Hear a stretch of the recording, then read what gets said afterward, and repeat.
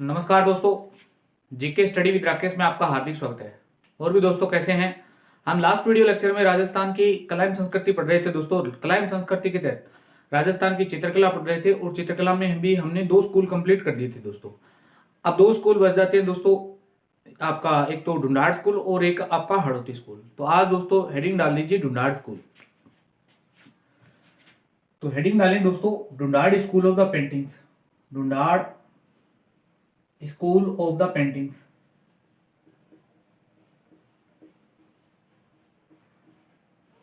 अब दोस्तों कल पशुधन सहायक का पेपर हुआ था। मैं हमेशा से एक बात कह रहा हूं कि हमेशा आपको यह पता होना चाहिए कि कौन सी शैली किस उपशैली की विशेषता है।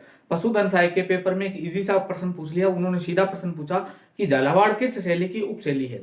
तो दोस्तों झालावाड़ कहाँ आता है? हाड़ौती प्रदेश में। तो हाड़ौती प्रदेश इसका उत्तर है। अब दोस्तों इस शैली की कौन कौन सी उपशैलियां हैं, हमें सबसे पहले तो वो पता होना चाहिए। तो इस शैली की सबसे पहली उपशैली आएगी जैसे आमेर। आमेर के बाद में 18 नवंबर 1727 को स्थापना हो जाएगी दोस्तों जयपुर की। तो फिर हम पढ़ेंगे जयपुर शैली। इसी में पढ़ते हैं दोस्तों अलवर, इसी में पढ़ते हैं दोस्तों उनियारा। उनियारा ठिकाना है दोस्तों वर्तमान में टोंक जिले में पड़ता है। और इसी में पढ़ते हैं शेखावटी।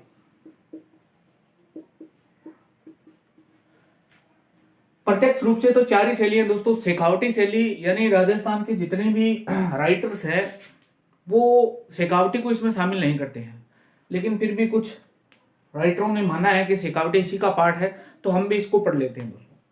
प्रत्यक्ष रूप से तो 4 ही शैलियां दोस्तों। आप ध्यान रखेंगे दोस्तों, ये बात हमेशा ध्यान रखना किस शैली की उपशैली है। कल ही पशुधन सहायक का पेपर है, मैंने पूरा पेपर का सॉल्यूशन अपलोड कर दिया दोस्तों।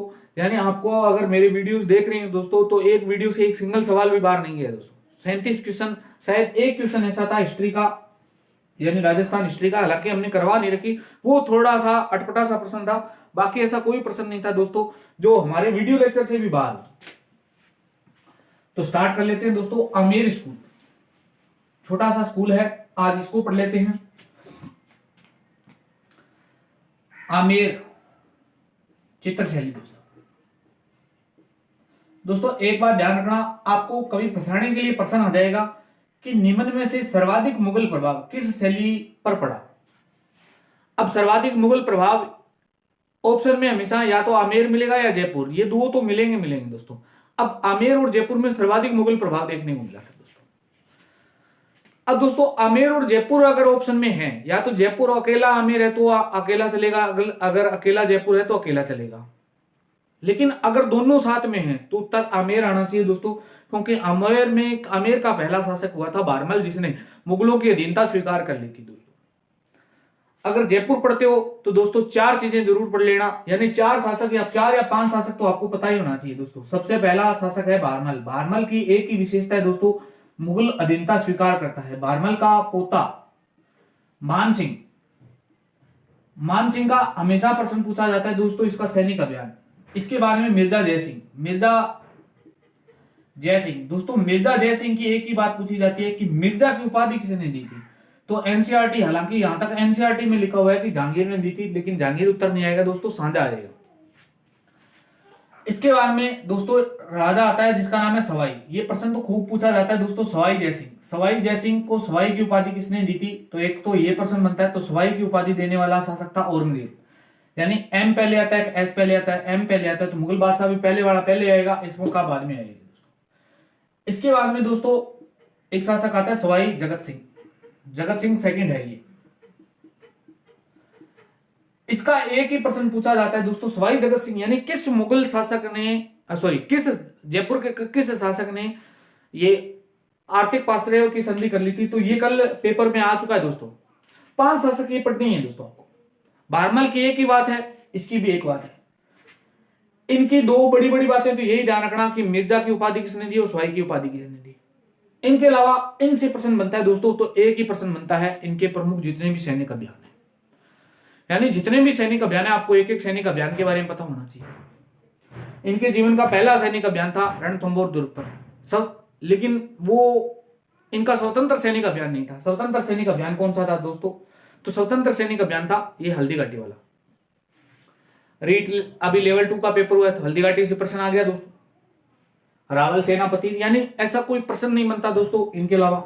मिर्जा जयसिंह का मोस्टली यही पूछा जाता है कि उपाधि दोस्तों, जबकि सवाई जयसिंह से सर्वाधिक प्रश्न बनते हैं। सवाई जयसिंह का कभी अभियान नहीं पूछा जाता है दोस्तों, इनका पूछा जाता है स्थापत्य, यानी एक तो जयपुर की स्थापना होगी, नाहरगढ़ दुर्ग की स्थापना होगी, बहुत सारे कार्य किए जाएंगे दोस्तों। सवाई जयसिंह के द्वारा 500 वेधशालाओं का निर्माण करवाया जाता है। तो ये 5 शासक तो आपको कंठस्थ होने चाहिए, अंगुलियों पर याद होने चाहिए दोस्तों। फिलहाल हमारी बात कर रहे थे हम चित्रकला की, तो हम चित्रकला पे आ जाते हैं दोस्तों, शासकों पे नहीं, चित्रकला पे आते हैं आमेर शैली।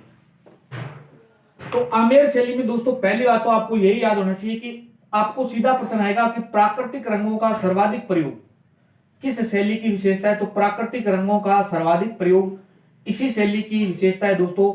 यानी प्राकृतिक रंग कौन से हैं, तो प्राकृतिक रंग जैसे गेरुआ है, हिरमिच है, तो ये रंग प्राकृतिक रंग होते हैं दोस्तों। एक बार प्रश्न ये भी पूछ लिया कि जयपुर को प्राकृतिक यानी गुलाबी, 2-3 प्रश्न बनते हैं दोस्तों। जयपुर को पिंक सिटी कहते हैं, गुलाबी सिटी, गुलाबी रंग करवाने के कारण पिंक सिटी कहा जाता है। किसने कहा? स्टैनली रीड ने कहा था सबसे पहली बार। प्रश्न ये पूछा था कि गुलाबी नगरी कौन सी है, तो जयपुर। गुलाबी नगरी किसने कहा? स्टैनली रीड ने। किसके काल में गुलाबी रंग हुआ?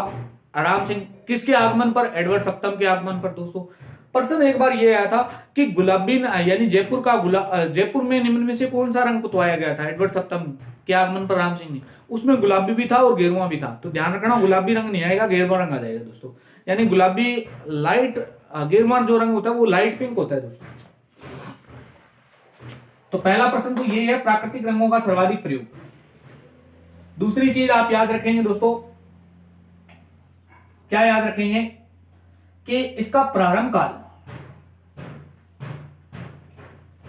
यानी प्रारंभ काल किसके समय हुई थी दोस्तों। तो प्रारंभ काल वेरी वेरी इंपॉर्टेंट है दोस्तों। तो मैंने अभी एक भी बात बताई थी कि इसका टाइमिंग पीरियड है, तो यानी कितने शासक याद रखने हैं दोस्तों। मान सिंह, यानी प्रारंभ काल किसका आ जाएगा, तो मान सिंह फर्स्ट का काल इनका प्रारंभ काल माना जाता है।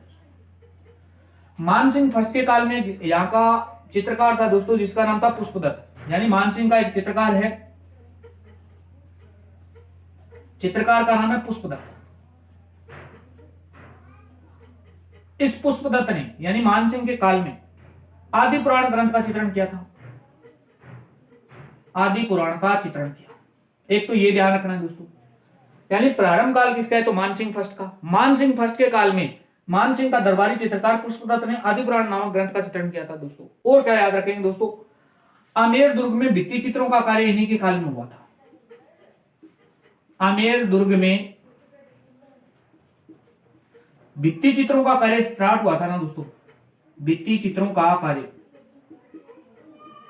तो वो मान सिंह के काल में हुआ था दोस्तों। भित्ति आमेर दुर्ग में भी पूछे तो शीश महल में हुआ था स्टार्ट दोस्तों।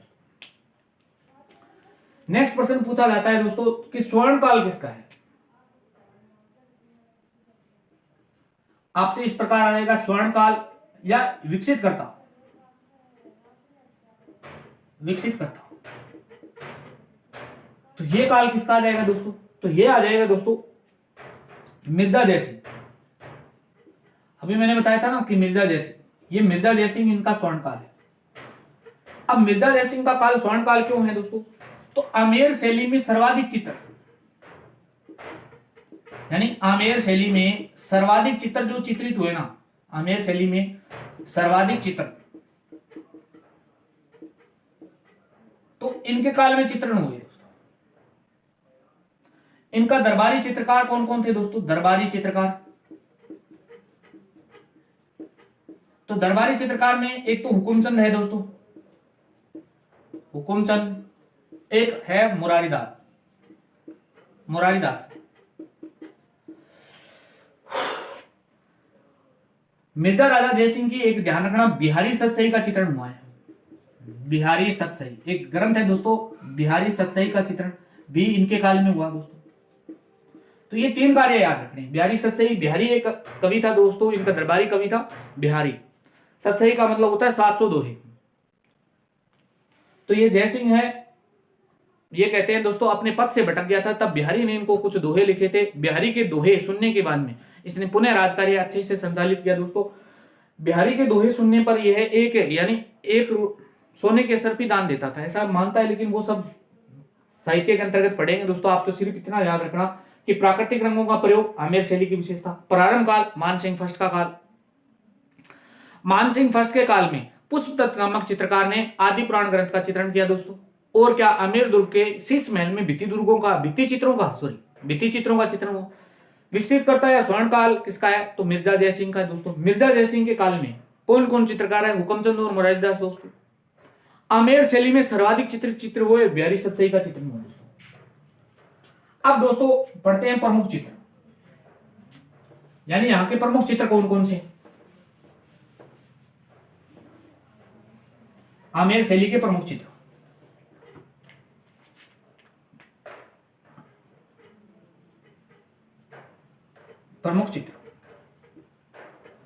तो दोस्तों आमेर शैली में, यानी आपने राजस्थान में पढ़ा होगा भौगोलिक विशेषता, हाथी सर्वाधिक कहां है, तो हाथी सर्वाधिक यहीं थे। तो हाथियों की लड़ाई के चित्र यहां भी मिलेगी दोस्तों, यानी सर्वाधिक हाथियों की लड़ाई के चित्र पूछे ना तो यहां की विशेषता हाथियों की लड़ाई के चित्र।